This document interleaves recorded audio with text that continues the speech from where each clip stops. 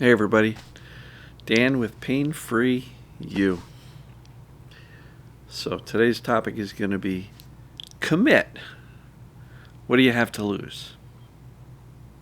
So we'll get to that in a minute. Breathe in the commitment. Exhale the wishy-washy. Breathe in the calm. Exhale the chaos. Breathe in the clarity. Exhale the doubt. So, commit. What do you have to lose? Right? What do you have to lose? So, really important here. You know, one of the things that I find is that people will hear about the mind-body concept. They will learn about it. They'll do the assessments.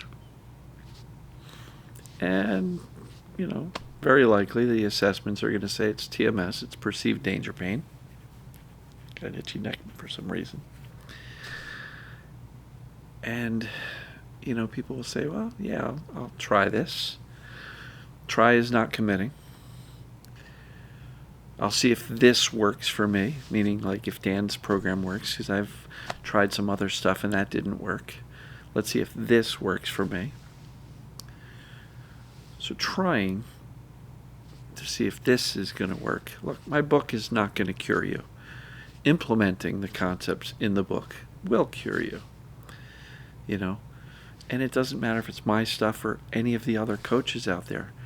It's not the coaches out there. It's not their program out there. It's your commitment to teaching the brain that you're safe.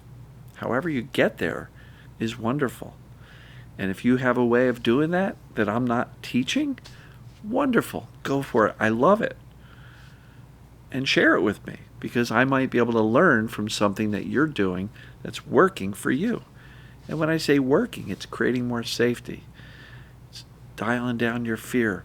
You're panicking less, freaking out less, moving towards indifference, right? If you have something that's working for you that's not explained in my videos or in my book, I'd love to hear about it. I've learned more from you folks in the past nearly 6 years of doing these videos than I did in the prior 18 years or so, you know, studying and living with pain. So commitment, what does that look like? It says it's possible for me to get better, so I'm going to make it happen for me. Other people are getting better. I should be able to get better, and I'm going to commit to it and do what it takes, even if it gets hard, because it is challenging. The concepts are simple. Danger creates, safety solves it. Concepts are simple. Implementing is more challenging because we're dealing with our thoughts and our emotions and our fears and our history and all the nocebos we've gotten from the doctors and the media and friends and family. Don't do this, don't do that, be careful, you know, and all sorts of really bad negative things that we've heard from the internet and from medical doctors and our pain practitioners. Not everybody's a doctor, but you get the point.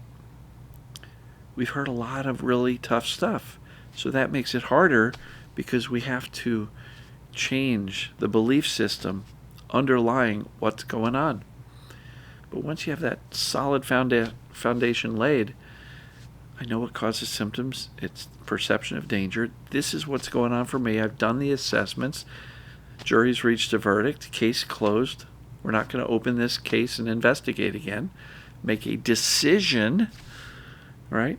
You know, and if for anybody who's read the book, right after the assessment, there's a section, the big decision, deciding to accept that this is what's going on. And that's part of your commitment. Your commitment to yourself is going, I'm going all in. This is what's going on for me. Therefore, this is the solution for me.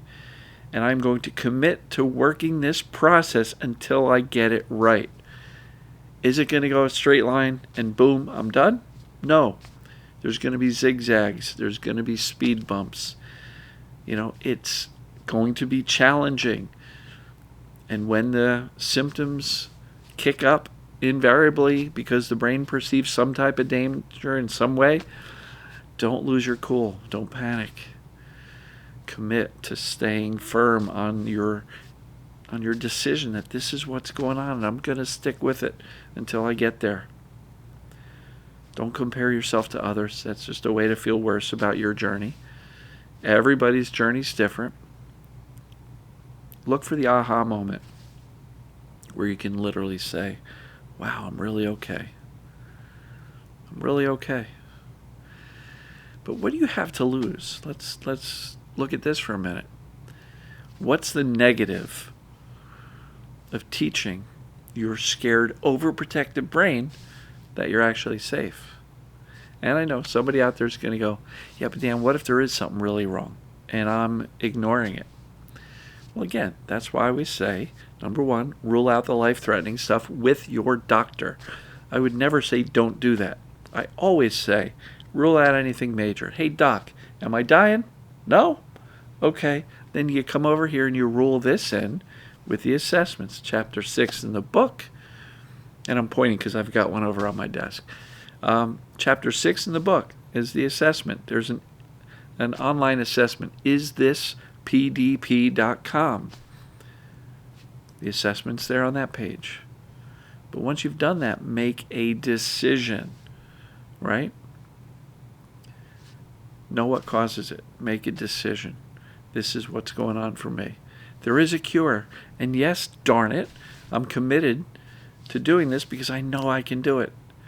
And trust me, folks, if you're terrified, if you've got a lot of anxiety and a lot of fears and your thoughts are looping and looping and looping, you're not the first one to be in that position.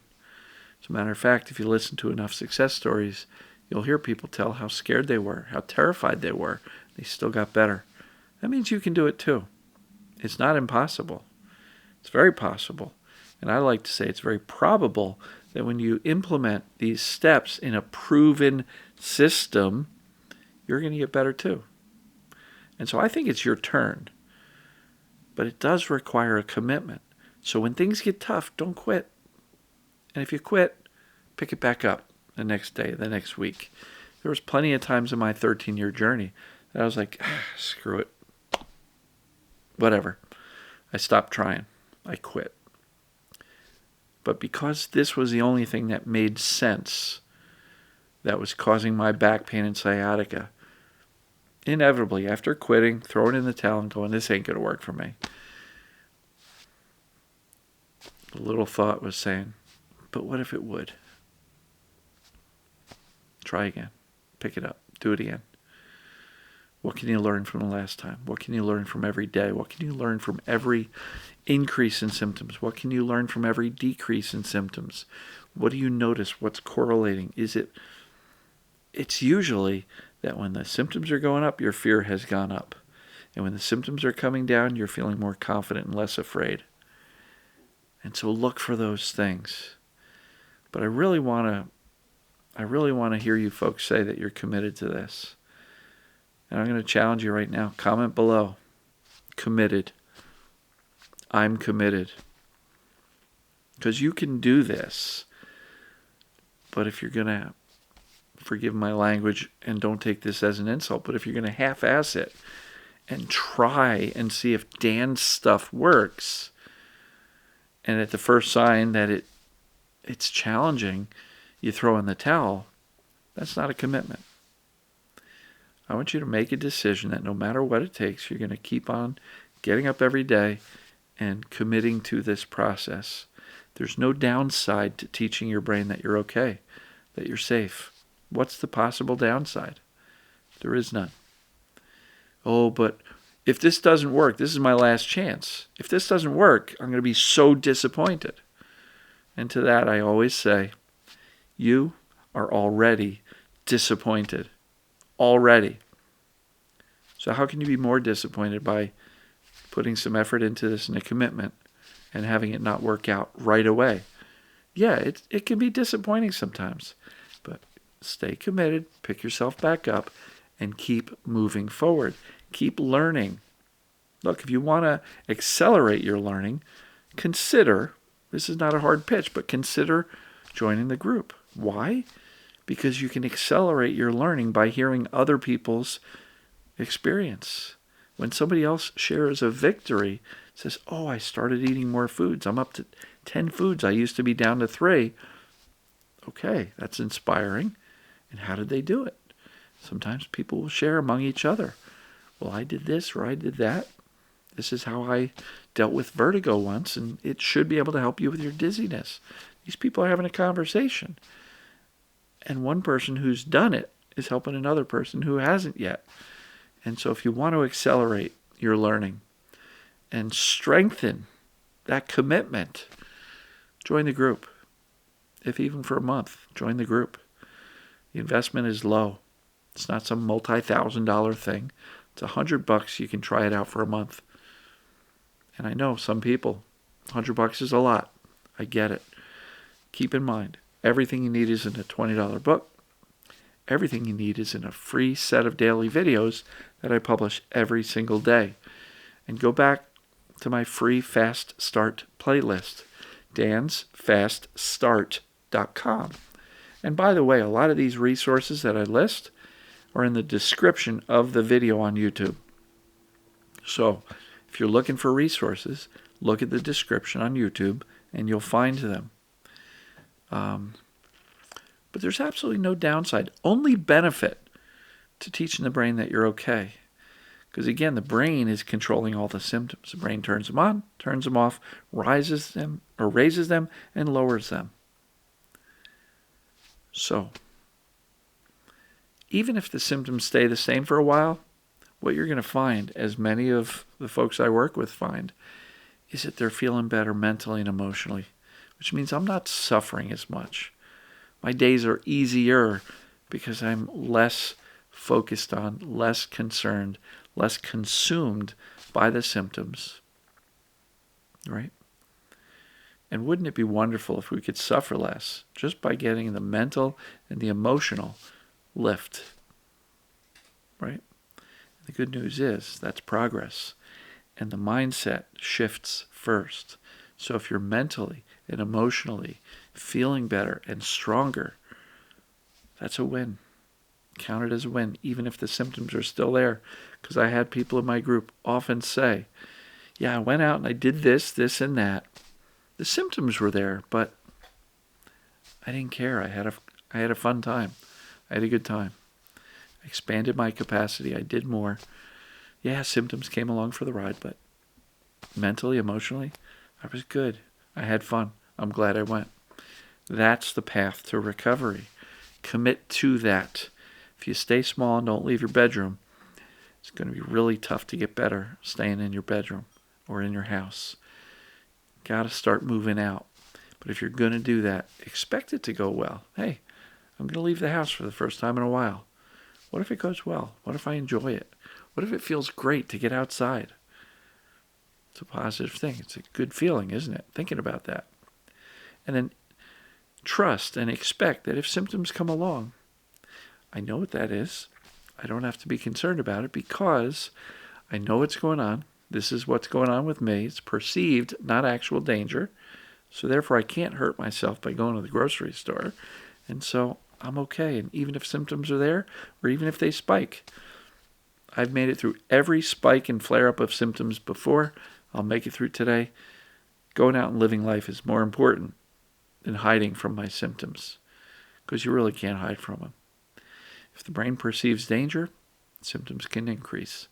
And that can happen laying in your bed, or it can happen taking a vacation for the first time in years. You may as well start to live your life and prove to yourself and your brain that the symptoms, they're insignificant. They're uncomfortable, they're distracting, they're disturbing, they can cause some fear. But if you know what's going on and it's a false alarm and that they're temporary, boy, it gets a lot easier to deal with. I hope that makes sense. So, commit. What do you have to lose? The answer to that question is the pain and the symptoms. That's what you have to lose. And you get there by committing to this process. Trust it to work. It's worked for many people. Read the book reviews. Or go watch the success stories at painfreeyousuccess.com. So many people are getting better, folks. If it's working for them, it's going to work for you. Commit to it. Stay on the path. If you get knocked sideways a little bit, get back on the path and keep going. That's what commitment looks like.